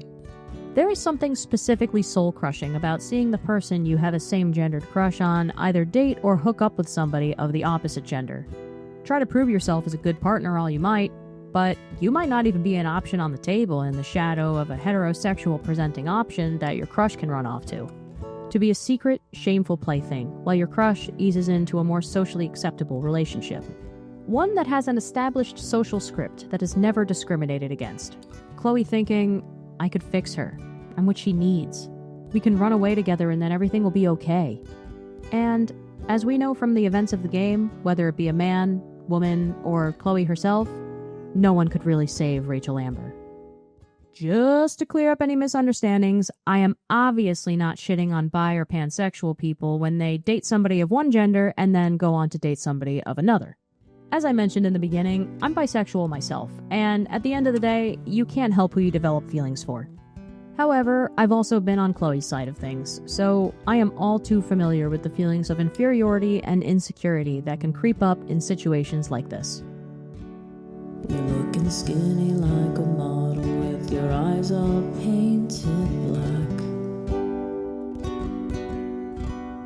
You just keep going to the bathroom, always say you'll be right back. Well, it takes one to know one, kid, I think you've got it bad. And what was normal in the evening, by the morning, such a drag. Here, Chloe is watching as her friend wastes away to achieve her dream of being a model. Regardless of if it's an ED like the song suggests, I think it could also allude to the mix of self-destructive behaviors that we already know Rachel partakes in. Yes, the drinking and the drugs, but also the disregard of one's own dignity and safety. If there is a man with a camera, Rachel is on that dude like flies on shit. She is every other artist guy's muse. Eventually, this desperation to become a model and get in front of the right person or the right camera is the thing that solidifies her fate in the end. I got a flask inside my pocket, we can share it on the train. And if you promise to stay conscious, I'll try and do the same. We might die from medication, but we sure killed all the pain. But what was normal in the evening, by the morning, seems insane. This stanza is more of Chloe and Rachel both indulging in self-destructive behaviors and finding comfort in the fact that they are free to be depressed dirtbags around each other and enable each other's bad behavior. As long as they don't take it too far. As long as they still both wake up in the morning when the party has long since ended. And I'm not sure what the trouble was that started all of this. The reasons all have run away, but the feeling never did. It's not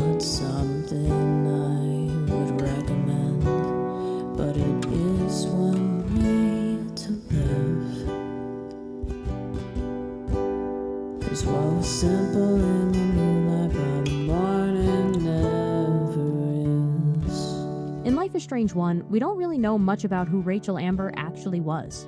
She isn't here to present her case, and we just have scraps of her to piece together, like a puzzle that's missing too many pieces to ever take a guess at what the full picture might have been. Sure, she tells Chloe a lot, but clearly not everything. Who really knows what caused Rachel to become so desperate to leave Arcadia Bay? Was it her move there from California? Her fucked up family life? The way that people would use her for social credit? Maybe it was something as simple as having the drive to be more than just some girl from some town. We really don't know, and I don't think anyone in the town really knows either. Regardless of her original reasons, her mission to become a model in California and thus escape Arcadia Bay informs the choices that she made. It's easy to fantasize about all the things you'd like to do and places you'd like to go late at night. In the morning, though, things are always more complicated than you thought before you shut your eyes mere hours ago. Kids Will Be Skeletons by Mogwai. So, at the beginning of this video, I said that there were 14 songs that appear in the game.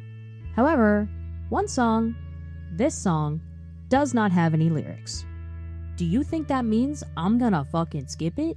Hell no! I'ma do it anyway. Fucking watch me. This song plays at the end of episode 3, as we are shown an alternate universe that Max has teleported herself to via Polaroid magic. Moments ago, she traveled back in time to save Chloe's dad from dying, because she thinks, well, if Chloe doesn't have her life ruined by her dad's death, then maybe she wouldn't be doing shady dealings in the bathroom that may result in her being shot. Worth a try! This is the action that phases her into an alternate universe where Chloe's dad does not get into a car accident and does not die. But guess who does instead? That's right, ya bitch Chloe. She gets into a car accident instead of her father, but it doesn't kill her. She has become paralyzed from the neck down and is starting to further medically decline. As it turns out, in most timelines, the universe really wants this poor 19-year-old girl dead as yesterday. Goodbye, cruel bumper. Jesus, I shot myself!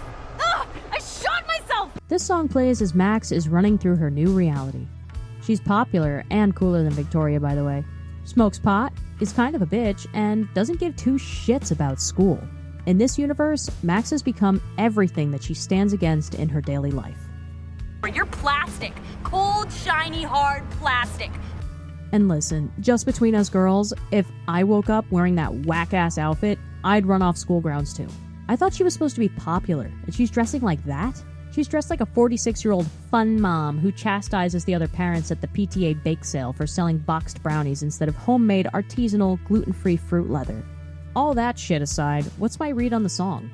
Musically, it's a great song to cap off the episode. Overall, it sounds pretty cheery, but there's this note that kind of comes in and out and drones throughout the song that kind of gives it a bit of a tense edge.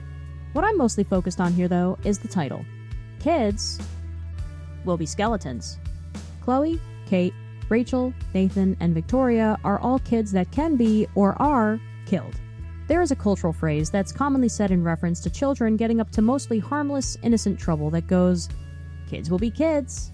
This phrase is turned on its head by changing kids will be kids into kids will be skeletons, or kids will die. Just like Chloe in this new universe, Max didn't fix anything by saving William. She just found a new and creative way of killing Chloe, which seems to be a favorite pastime of hers this week.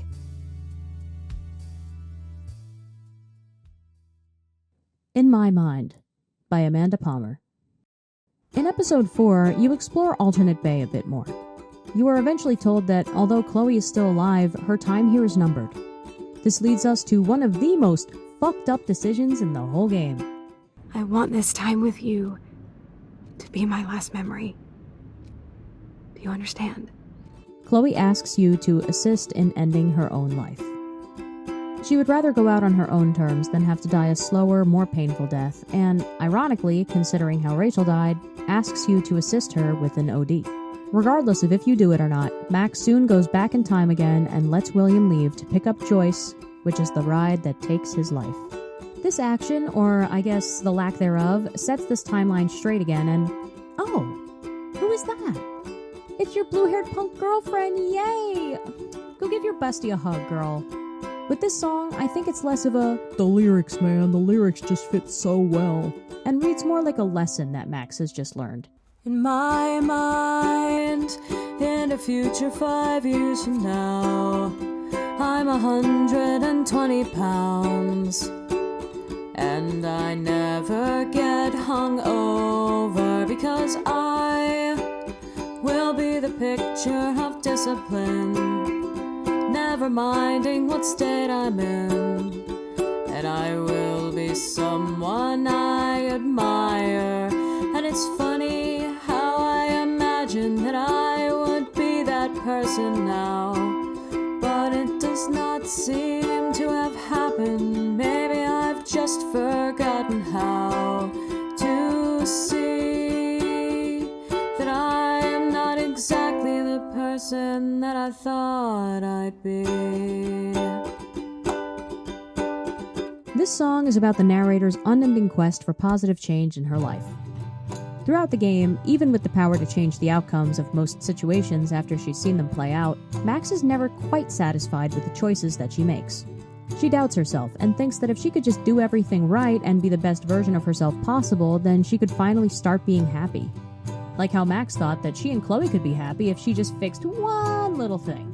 The dead dad thing. However, life is not that simple, and every timeline possible has its problems to overcome. And in my mind, in the faraway here and now, I become in control somehow. And I never lose my wallet because I will be the picture of discipline, never fucking up anything. And I'll be a good defensive driver. And it's funny how I imagine that I would be that person now, but it does not seem to have happened. Maybe I've just forgotten how to see that I'll never be the person that I thought I'd be. This song also comes off the heels of not only Alternate Bay, but Alternate Max. You know, the bitchy one that has Victoria barking like a dog for her. Our Max is disgusted by this version of herself. She's pretty much mean to everyone. She uses money from her parents intended for photography equipment for drugs and parties, and let's not forget the whack outfit. This Alternate Max wraps back around into the type of girls that the first song, To All of You, is talking about. The plastics, if you recall. Cold, shiny, hard plastic. Much to her chagrin, she has become one of them. I bet she even wears pink on Wednesdays. In the first song and in episode 1, we touch on how Max actually admires Victoria in a lot of ways. In episode 4 at the Vortex Club party, Max expands on this and tells her that she really admires how fierce and brutally honest she can be. How she envies that Victoria unashamedly submits her work to contests, hangs them in galleries, and takes professional opportunities when she sees them. Both good and bad. Just imagine if you picked my photo, though. We would have to spend a lot of time together. That could be fun, don't you think? So it isn't too far-fetched to consider that in another universe, Max had it in her to become an even bigger bitch than Victoria. I think this is why this alternate self affects Max so much. Alt Max is everything that our Max hates about the popular crowd. Yes, Victoria's boldness gives her guts to submit her artwork to galleries and make risky moves, but it also makes her a huge asshole that leaves her with surface-level friendships and a mean inferiority complex. And in my mind, when I'm old, I am beautiful, planting tulips and vegetables, which I will mindfully watch over. Not like me now. I'm so busy with everything that I don't look at anything, but I'm sure I'll look when I am older. And it's funny how I imagine that I would be that person now, but that's not what I want. If that's what I wanted, then I'd be giving up somehow. How strange to see that I don't want to be the person that I want to be.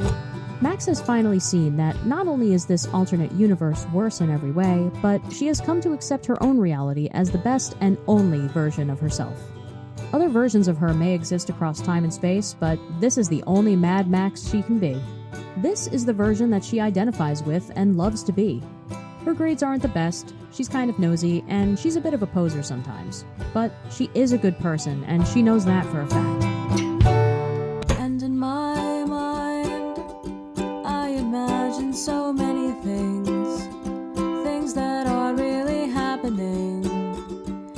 And when they put me in the ground, I'll start pounding the lid, saying I haven't finished yet.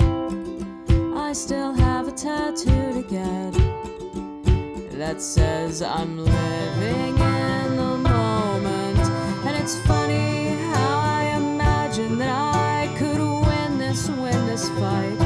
But maybe it isn't all that funny that I've been fighting all my life.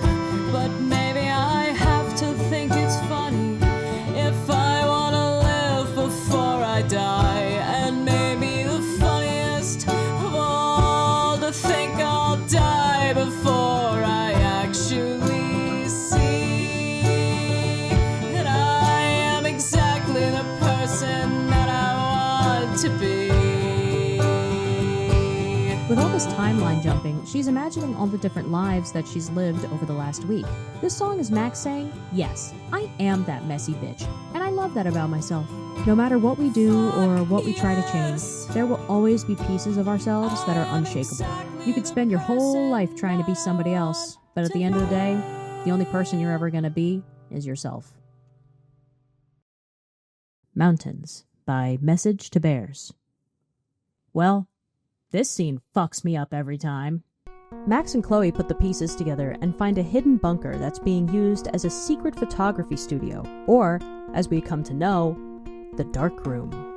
This is where girls are taken after they've been dosed to have their photos taken without their permission. The photos they find of Rachel don't paint a good picture, but they do tell Max and Chloe where to look next. With this discovery, they rush to the junkyard to finally get to the bottom of Rachel's disappearance, and unfortunately, the worst-case scenario has occurred. The song Mountains starts as they speed off to the dump, where they were just carelessly wandering around days before. From the photos they recovered at the bunker, they find the spot from the last photo taken of Rachel and start digging. They find what they were looking for right away. It's none other than Rachel Amber's corpse. Oh, I smell Rachel. Rachel, no, please not her. Something about this scene that fucks me up further is Ashley Birch's acting here. I thought I recognized Chloe's voice from somewhere as I mowed through episodes 1 and 2 of this hell game for the first time, and I was right. I knew her from her YouTube channel, Hey Ash, What You Playin', which is the kind of old internet shit that I grew up on. Shit, she stopped talking. She wants you to respond. Say something smart. Say something really charming. Trains! And they're good witches. Yeah, she totally bought it. She thinks you're smart as fuck. I don't even know what a train is. Every once in a while, I give the whole channel a rewatch from the oldest to the newest video because it's just so simply funny. Why are you looking at my shoulder? 'Cause I don't want to have sex with you. What? Fucking abort mission. We have lost the patient. Just run. Because of this, I was excited to see a beloved and familiar name on a product that I was really enjoying. What I did not know is that Ashley and Chloe have something very tragic in common. They both lost a partner suddenly and tragically at a young age to an accidental OD. In an interview about this, she says that she channeled the pain of losing her partner, David Fetzer, into the scene where Chloe finds Rachel's body. I remember my director, Phil, encouraging me to look ahead in the script so I could see where we were headed. And it's the chapter where you find Rachel in the junkyard. It really impacted me. And I had just gone through a loss. This information really colored the scene in a new light for me. Her reaction is so raw and earth-shattering, it makes my chest tighten just thinking about it. She won Best Performance at the Golden Joystick Awards in 2015 for her role as Chloe Price, and this scene was a big contributor to her win. The song's lyrics are not long, and they are not complicated. It only has one stanza on repeat, and it goes as follows. And we could run away before the light of day. You know we always could. The mountains say, yeah. To me, the lyrics are the thoughts that are repeating loudly in Chloe's mind on an infinite and mocking loop. If only they had just run away while they still could. They could have left. They should have left. Instead, they stuck around and both got murdered trying to get out. Both of them died at the hands of Nathan Prescott. Rachel by OD and Chloe getting shot in the bathroom. The junkyard, American Rust, is shielded by an array of trees atop tall mountains. These very mountains heard and saw it all. The mountains heard Rachel and Chloe talk about their escape plans, what they were going to do when they finally got to California, all the places that Rachel could show her, the life that they were going to live together. And these same mountains saw Nathan and Mr. Jefferson put Rachel's lifeless body into the ground that they overlook.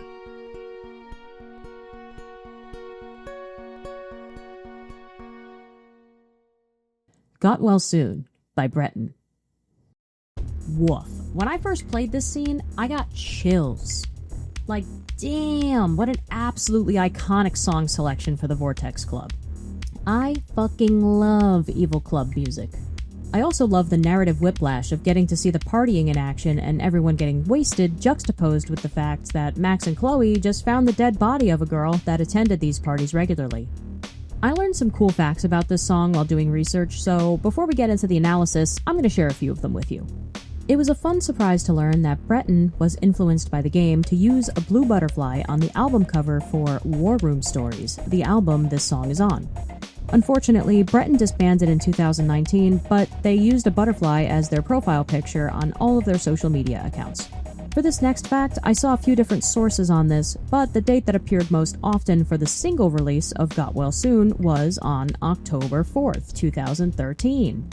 You know, the date of the Vortex Club party where Kate was dosed? Come on! Okay, into the analysis. This song brings us into the dark and seedy perspective of a drug dealer, their clients, and the general attitude towards dealing with those that they work with. Even the title, Got Well Soon, is a reference to what addicts say when they are looking to score another hit to stave off withdrawal symptoms or simply score another high. They say that they need to get well, and Got Well Soon indicates that they are about to get the drugs that they so desire. This song is not only the theme of the Vortex Club as a whole, but specifically for Nathan Prescott. With the theme of drugs and ambivalent dealing, there is also a theme of detached conformity, a mandatory arm's length just to stay afloat in this kind of business. Has anything like this ever struck you? Has ever a likeness had you scraping that pockets of air? Whatever you like when you type in. Whatever you use, whatever you choose, whatever your acronym. These first two lines here are welcoming Max to her first ever Vortex Club party, and the following four lines are saying, hey, whatever you like, I got it, and I won't judge. Wink. Whatever you use, whatever you choose, whatever your acronym. Acronym could mean a whole wide array of different drugs, as there are many that are known by an acronym instead of its actual name, like LSD, DMT, LIT, LGBT, you know the ones. We know that Nathan not only does drugs, but he deals them on the side and also doses unsuspecting girls with them. This is not only how Kate was drugged at the October 4th party, but also how Rachel Amber died. She died of an accidental OD because Nathan thought he could impress his creepy mentor by being just like him. How else could I get all these hip new drugs for my subjects? Rachel Amber was your victim, not your subject. Oh. Rachel Amber. That's the real tragedy. Nathan thought he could be an artist like me. Instead, the dumbass gave her an overdose. They say that either you're out or you're in on your own. They say that either you're out or you'll swim on your own. I think these lines pertain more to the Vortex Club at large. It seems like any student can go to these parties, as we see losers like Warren, Brooke, and Alyssa wandering around the party. It's an official school function, as Stella is even working the entrance for extra credit. However, this party is not the main event. The real shit is in the VIP section, which you have to be invited into. Max has a variety of different ways that she can gain access to the VIP section, and whatever way you do it, Max has to make the decision to go in. She is asked to join the club a few times, but she has to decide if she's out or she's in on her own. No one is going to force her to join, therefore it's her fault if she gets hurt. The next line took me a while to really understand. They say that either you're out or you'll swim on your own. Yes, they are literally swimming in the pool at the party, but what else is it saying? If the options are out or in, then why would you be swimming on your own if you've chosen to be in? Appropriately, I was at my gym's pool thinking about this song's lyrics, and then it hit me. Let's go back to the song's original intent: drug dealing. If you are in, or dealing with a larger group of people, and you're caught, you have to swim on your own. You have to take the brunt of the blame, because if you rat out the other dealers or the operation at large, there's a good chance that you may not live much longer after that. There is a violent incentive to take the fall, even if you have to suffer the consequences alone. So, how does this sync up with the Vortex Club and Nathan? Well, let's think back to the last scene in episode 2. It is the scene in Principal Wells' office where we can either put the blame on David, Jefferson, or Nathan for Kate's attempt on her life. If you blame Nathan, he lashes out, but he doesn't blame who's really in charge here. For those of you that may have forgotten, Mr. Mark Jefferson is the one pulling the strings of this sick operation. Nathan doesn't dare put Jefferson in danger because he knows exactly what will happen to him if he does. So he has to swim on his own in this situation. You started what would sound like a speech on how you moved around. You tell them all so well, I had them memorized. You bought us all 2 tears, there's the ground and there's your feet. And never the two shall meet. These lyrics are kind of like Nathan and the club mocking Max. She comes into the party, guns blazing, looking for Nathan and looking to spread the word that he is a legitimate danger. A lot of people take her warning seriously, stating that her face looks so intense right now. But many of the actual Vortex Club members brush her off. Even when Max chooses to warn Victoria that she may be next on the chopping block, Victoria might just laugh in her face and insult the living shit out of her. Especially if you chose to mock her after you spill paint on her. You suck, Victoria! Max is boring these people that are just looking to have a good time. Her warning speeches are falling flat and she's coming off as overly righteous. Her head is in the clouds from the perspective of the Vortex Club members, and there's no way to get her off her preachy high horse. Something also to note is the lyrics, "Here's the ground and there's your feet, never the two shall meet," could also be a reference to Sky. While it feeds into the theme of Kate's attempt on her own life, it's actually also in the music video of Got Well Soon. What have we started? What became? Can't get found out again. What have we started? What remains? You saved our lives again. We have another Vortex Club collective chain lyric here that basically goes, "My God, what has this club become? What crimes are we privy to hosting, and which ones can we look away from?" The club has clearly been around for a while, but it seems to have been corrupted by Nathan. Yeah, there was probably underage drinking and partying before, but Nathan introduced dangerous drugs into the mix. Additionally, what was started by him now remains a regular thing, creating an endless bin of young girls for Nathan and Jefferson to take advantage of. You, or Max, is saving them from this dangerous predator and his antics. Can't get found out again. This last line is now a warning for Nathan via Mr. Jefferson. After the accidental death of Rachel, Jefferson rips Nathan a new one, but ultimately still chooses to work with him. Nathan Prescott comes from the wealthiest family in town and is supplying Jefferson with all of the latest and greatest tech for his fucked up project. After the incident with Kate, Max is hot on their trail and the risk of this whole thing getting exposed is higher than it's ever been. Don't get found out again, or else. And guess what? Max and Chloe found the darkroom and Rachel's body, so Nathan is, indeed, found out again. Before the Vortex Club party, Jefferson ends up killing him and sending some phony texts from Nathan's phone to Max, prompting Max and Chloe to go back to the junkyard where Jefferson kills Chloe and kidnaps Max. The Sense of Me by Mudflow. Oh, Max. You've really done it now. After the Vortex Club party, Tweedledee and Tweedledum go back to the junkyard to confront Nathan because of the aforementioned phony texts, and things go south fast. Chloe is shot and killed, again, and Max is dosed with something before she can rewind and causes her to pass out.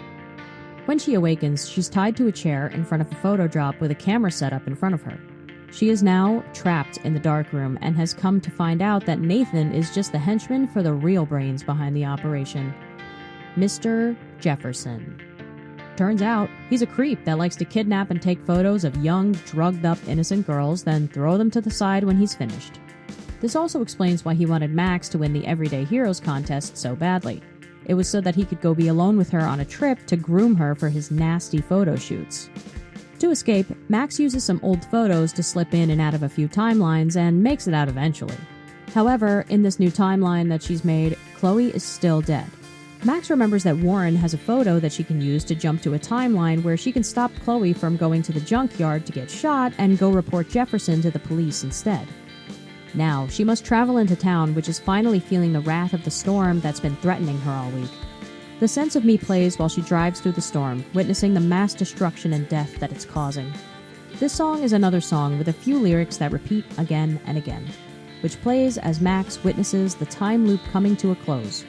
The loop, of course, of the last 5 days. The first scene of the game is Max being confronted with this storm, and it has finally arrived in her current reality.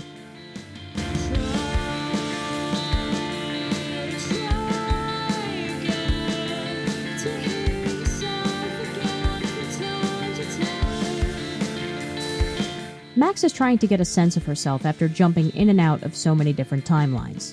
Due to all of the different realities and selves, Max needs to center herself and find her true self in the sea of other lives lived. I mean, think about how many times you have to rewind in this game. It's unavoidable. Trying again is what her power is based on, after all. Short rewinds that can give her the chance to try most things another time, or 2 or 10. However, her power really only grants short-term satisfaction, as the game's main thesis statement is loud and clear. You can't escape fate, one way or the other. Max can try again all she likes, but she will either keep breaking time forever or have to make a deadly decision. The line to hear yourself from time to time can be taken oddly literally later in episode 5. Eventually, Max disrupts time so much that she starts to randomly glitch in and out of different timelines. Things that never happened, things that did happen but are now distorted, and, well, whatever this is. Damn, Victoria. You're a real woman. Not a little girl like Max. I fucking love your tats, Chloe. You're so hot. More like Max Cuckfield, am I right, fellas? Eventually, she finds herself face to face with herself. Holy shit, are you serial? I'm you, dumbass. Or I'm one of many Maxes you've left behind. Okay, that wasn't very nice, Nightmare Max, but you do have a point. This conversation reveals one of the coolest aspects of the game's lore in the way that they handle time travel. I'm not talking about the fact that Max can technically teleport or take items from other realities around with her, but the explanation of what is actually happening when she uses her rewind power. Nightmare Max drops the fact that our Max has not just been going backwards on a singular timeline. You see, every time that Max rewinds, she creates a brand new timeline and jumps to it from the one that she's currently in. However, after she's gone, she doesn't just cease to exist in this newly abandoned timeline. What happens is that a new Max is spawned to go in her place. Let's use a scene from episode 5 as an example. When Max is in the dark room, David busts in to save her. The first time he comes in, Jefferson gets the upper hand by threatening Max. Naturally, before he can actually kill her, you rewind and construct a plan for David to win the standoff. That first time, though, when Jefferson is holding a needle to Max's neck, after our Max rewinds, it creates a new Max to go in her place, who is then killed by Jefferson a moment later. Now imagine that, but every time you rewind in the game. I was eating those beans. Are you fucking insane? I was eating those beans! Ugh! It's the butterfly effect, but all twisted up. I love that it isn't as simple as rewinding a movie and hitting play again, but more like having to buy a new DVD every time you want to rewind a scene. Eventually, you're going to have a shitload of copies of the same movie lying around, which is what Max has done to herself throughout the week. Spanish Sahara by Foals. We have officially made it to the last song, and this one is a doozy. After Max gets the photo from Warren, even more hell breaks loose. Obviously. She photo jumps some more, breaks time a little, has a super weird nightmare, and eventually finds herself walking up to the path to the lighthouse, reliving her first vision one last time. This is it. This is the moment of truth. There are 2 ways to end this game. Let the storm destroy Arcadia Bay and its residents, or go back in time to let Chloe die on day 1. I'll be honest, when I first played this game, I killed Chloe. I did it because I knew that's what the game wanted me to do, and I knew that it would hurt the most. Well, I was right. I cried. I cried and cried and cried for this fictional punk. Life is So not fair. And too many people die before they're ever given the chance to properly live. I was in a fog for about a week after I finished episode 5. Yeah, I was devastated about Chloe's death, and I was upset that the game that I was obsessed with was finally over, but admittedly, it had opened up an old wound of mine. Maybe this is too personal, but I also had a friend of mine die when I was in high school. It is one of the saddest and weirdest things that a teenager can ever experience. At that age, you feel untouchable, almost immortal. So when a freak accident robs the life of somebody who should have been invincible too, it teaches you a lesson about how fragile life really is way earlier than you should have to learn it. My friend used to do this thing where if he found a dime on the ground that wasn't heads up, he'd flip it and leave it there for someone else to find. I still think about him when I see a dime on the ground, except I don't flip them like he did. I pick them up, look up at the sky, and take a moment of pause to feel the earth breathe around me. I try to be grateful for what I have and that I'm still alive. I'm still here and that he'd want me to keep living on however I could. It makes me check myself because he never got to see 18, and here I am, upset at stupid shit like getting stuck in traffic for an extra 20 minutes. When Chloe died and the whole school showed up to her funeral, it brought me back to being 16, when I attended the wake of a wonderful person gone too soon after spending the day staring through my SAT prep book. The whole town and student body of Blackwell showed up for Chloe and her mom that day, even though Chloe hadn't attended that school in years. It's a small town. Everyone knows everyone, and everyone absolutely knew Chloe Price. These days, 10 years later, when I watch this scene, I can get through it with mostly dry eyes until I see Joyce break down over Chloe's casket. I just cannot look at her for this whole scene. It is too much for my heart to bear. I've seen a mother grieve her dead teenager, and I've thought about the hypothetical nightmare of my own mother grieving like this. Joyce lost the last piece of William that she had, and the daughter that they had together. Of course she loved Chloe, even if Chloe was an asshole that put Joyce through hell sometimes, but hey, that's just what being 19 years old is like. Hell, I was also a pretty shitty 19-year-old. I'm sure that given a few years, they would have gotten back on track and been able to see eye to eye. Unfortunately, they do not get the chance, no matter who you choose to save in the end. So I walked into the haze, and a million dirty waves. Now I see you lying there, like Lilo losing air. The haze is referring to the mystery that was at the core of this game. What happened to Rachel and what is happening to the girls at the school? She has walked through the haze and can see it all clearly now. Dirty waves are referring to the many timelines that Max has had to brave just to end up right back at the beginning. Each one a meaningless and momentary ripple through time. She sees Chloe lying there, dead on the bathroom floor. Before this song, I had no idea what the fuck a lilo was, so to all my fellow Americans, a lilo is a term for pool inflatable. So, Max is watching the air and life leave Chloe's body as she helplessly watches. Black rocks in the shoreline sand, still dead summer I cannot bear, and I wipe the sand from my eyes. The Spanish Sahara, the place that you wanna leave the horror here. Forget the horror here. Forget the horror here. Leave it all down here. It's future rust and it's future dust.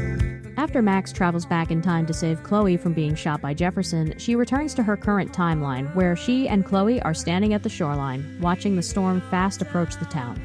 I wouldn't doubt that this image haunts her, and she thinks back to this moment on the shore, and the moment at the lighthouse often.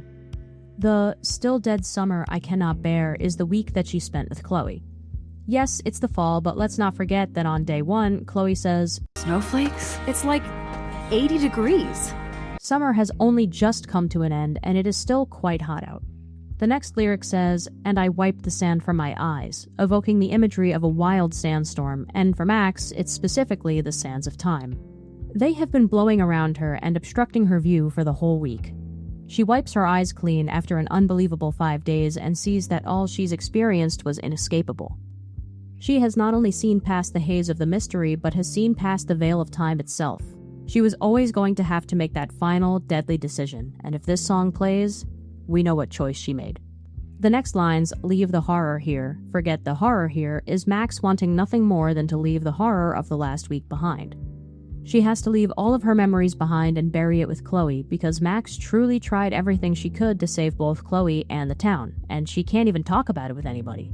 Yeah, I can rewind time. I saw my BFF die, and then I lived a whole week in multiple different realities where I knew this was all going to happen, but I also didn't, and tried telling that to a therapist. Max can't go in a straitjacket. She's bisexual, goddammit. She has also sworn off using her power now, lest she break time again or summon another deadly storm. Because of this, she can't prove that she has powers or that any of this ever happened. Instead, she has to leave the horror of the week behind, as it literally only exists to her. Now the waves, they drag you down, carry you to broken ground. Though I find you in the sand, wipe you clean with dirty hands. So goddamn this boiling space, the Spanish Sahara, the place that you'd wanna leave the horror here. This is a reference of how badly Max wants to save Chloe. We can carry over the idea of waves equating to different timelines here to say that no matter the timeline, there are not many in which Chloe lives past this week. Most are dragging her down, approximately 6 feet deep. Max tries to save her, but is also doomed in her own way. After all, the first scene of the game is a random premonition that she has featuring her town being destroyed. No matter what, she was fated to experience the tragedy of this week too. Moving on, we have, "Though I find you in the sand, wipe you clean with dirty hands." Let's also continue the idea of sand being the sands of time. Max is searching through time for a way to save Chloe. She tries to wipe Chloe clean of her fate, but Max's hands are just as dirty, making no progress. They are both doomed to be doomed together.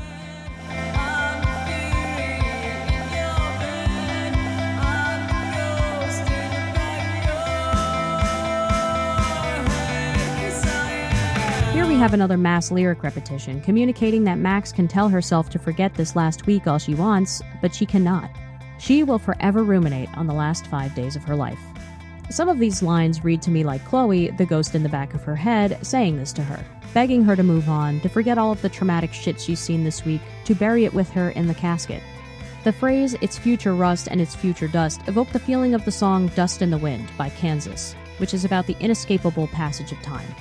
Given enough time, metal will rust and we will all turn to dust, because what's here today is not guaranteed to be here tomorrow. Let's talk about "I'm the fury in your head, I'm the fury in your bed." The first thing one would think when hearing this song is about the emotion of fury. Max's eternal frustration of not being able to save everyone, or Chloe's unending anger towards Arcadia Bay and its residents. However, I think the Greek mythological Furies are much more applicable to Max's situation. The Furies were goddesses of vengeance and punishment, choosing to punish those that committed serious crimes or disrupt the natural order of the world. While Max didn't murder her parents or anything, the acquisition of her power is clearly disrupting time, space, and nature. Not only do we get to see phenomenally twisted moments like time ripping itself apart in Episode 5, but we also see nature taking damage all the way back in Episode 1 with the random snowstorm. Through the week, we also see a random eclipse, smatterings of dead birds, a mass amount of beach whales, ants marching in a spiral pattern reminiscent of the Rewind power icon, 2 moons in the sky, and finally, the storm itself. Although it was fated for Max to receive this power and for the storm to ravage the town as a consequence, nature is clearly suffering because of it. This idea of Max's powers and the storm being fated also call back to the structure of many Greek mythological stories. Think of classic stories like Achilles, Oedipus, or Perseus. All of these heroes attempt to escape prophecy, but they all end in the same way. They tell us that fate catches up eventually, no matter the avenues taken to avoid it. Max is being haunted by these Furies for disrupting the natural order of things because she saved Chloe in the bathroom on day 1. Furies not only carry out vengeance on Earth, but also down in the underworld where they torment the dead. In its origin, the Greek idea of the underworld isn't like what we know as hell, aka a bad place for bad people, but more so where all souls go after their body expires. So, when Chloe missed her ride down the river Styx because of Max's interference, the Furies were pissed. They now torment her in the form of lasting trauma from the past week, sneaking around in the back of her mind at night as she lies awake in bed. To wrap up, let's go back to the lyric, "I'm the ghost in the back of your head," because that's what Chloe has become to Max. She has passed on, and the only way that Max can ever hear from her again is to think about her and the times they had together. She is the ghost that will forever be a piece of Max, along with the rest of her trauma from their week in hell together.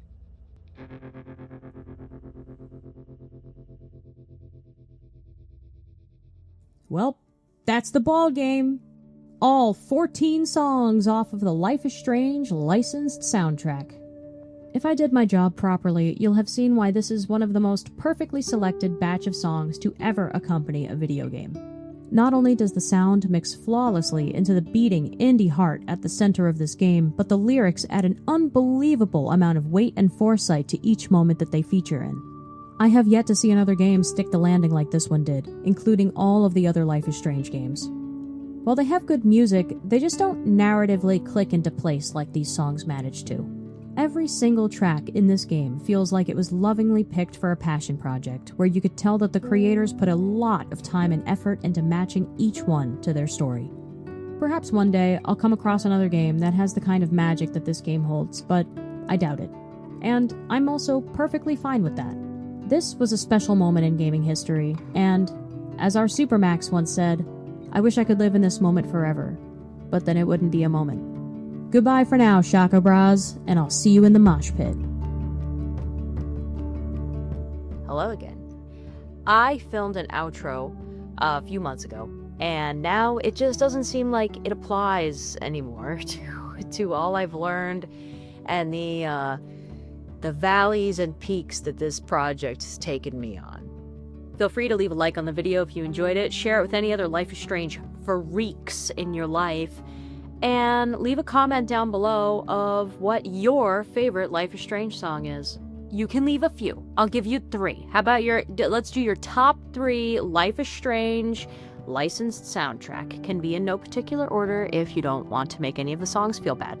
My favorite 3 off the soundtrack are Santa Monica Dream, Something Good, and Got Well Soon. What about you? In addition, if you want to leave what your favorite cover of mine was, please do so. Because my favorite covers are not actually my favorite songs, really. So let me know, what cover did it for you? What are your favorite songs? Let's have some discussions in the comments, because, as I said in the beginning, this game makes me ill! This project took every single creative skill that I have ever cultivated in my life, and I mashed them together and I made art.